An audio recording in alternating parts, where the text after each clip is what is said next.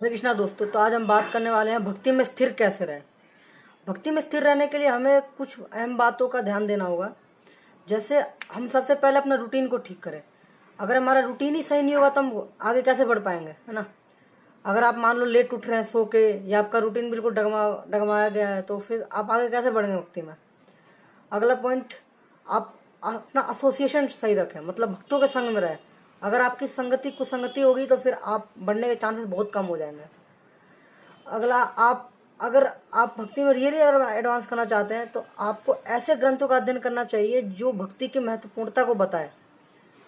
चौथा पॉइंट, अगर आप चाह रहे हैं कि भक्ति के शास्त्र कहाँ से मिले, तो इसके लिए आप इस्कॉन के सेंटर में जा सकते हैं। जैसे भक्ति से रिलेटेड कई अन्य ग्रंथ हैं, जैसे श्रीमद् भगवद गीता, श्रीमद् भागवतम में, चैतन्य चरितामृत, भक्ति रसामृत सिंधु है।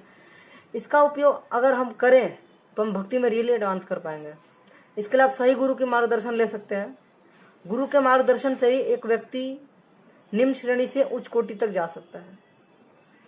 इसके लिए भक्ति में अगर आपको चाहिए कि आपको चीज़ फॉलो करें, तो उसके लिए आपका जो मॉर्निंग टू इवनिंग का जो प्रोग्राम्स होते हैं उनको ठीक रखना होगा। जैसे मॉर्निंग में आपको चैंटिंग करना, श्रीमद् भागवतम पढ़ना, लेक्चर सुनना, इवनिंग में श्रीमद् भगवद गीता पढ़ना, प्रपात जी के लेक्चर सुनना, संध्या आरती अटेंड करना ना, ये सब चीज़ें आपको अगर फॉलो करें तो आप रियली एडवांस कर पाएंगे।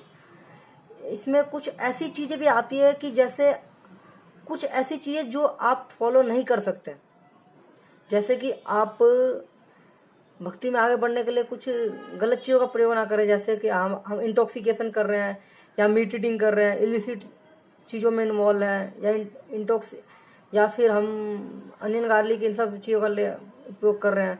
तो अगर हम ऐसे 4 रेगुलेटरी प्रिंसिपल को अगर ब्रेक करते हैं तो हमारी एडवांसमेंट बहुत ज़्यादा नीचे हो जाएगी। लेकिन अगर इसी के अपोजिट अगर हम नैतिक चीज़ों का पालन करें, शास्त्रों में वही कार्य करें जो भक्त को करने चाहिए, अगर हम ये करते हैं तो हम भक्ति में रियली एडवांस कर पाएंगे। और इसलिए हम अपना जीवन सुखमय बना पाएंगे और अपने आसपास वालों को भी लोग सुखी रख पाएंगे। हरे कृष्णा दोस्तों।